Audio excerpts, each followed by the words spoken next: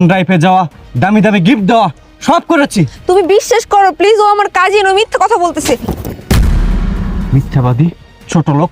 এই তোর এই জন্মদিনেও তো তোকে আমি একটা ডায়মন্ডের রিং গিফট করলাম, আর তুই আমার সাথে এমনটা করতে পারলি। আল্লাহকে ধন্যবাদ যে তোর এই নোংরা চেহারাটা মুখোশ আজকে উন্মোচন হয়ে গেছে। তোর জন্য আমি আমার স্ত্রীকে বাসর ঘরে স্পর্শ পর্যন্ত করিনি, তার সাথে দিনের পর দিন খারাপ ব্যবহার করেছি শুধুমাত্র তোর জন্য। সিসি, তোর কাছে এটা আমি আশা করিনি রে। আমার স্ত্রী ঘরের লক্ষ্মী, তাকে মিথ্যা অপবাদ দিয়েছি, তাকে অত্যাচার করেছি, কিন্তু এই লোকটি কখনো মুখ ফুটে কিছু বলেনি।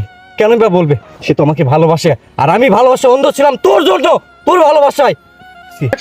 রাখো তুমি তোমার ভালোবাসা, তোমার ভালোবাসা অনেক দেখছি, আর না কামো করো না। তুমি যখন তোমার বাবা মায়ের পছন্দে বিয়ে করলা, আমি তোমাকে কতবার বলছিলাম যে আমাকে বিয়ে করো, বিয়ে করছিল আমাকে বিয়ে করছিল, করো নাই। তোমার বাবা মায়ের পছন্দে বিয়ে করে নিয়ে আসছো কি ঢং করতে? বিয়াদব মেয়ে।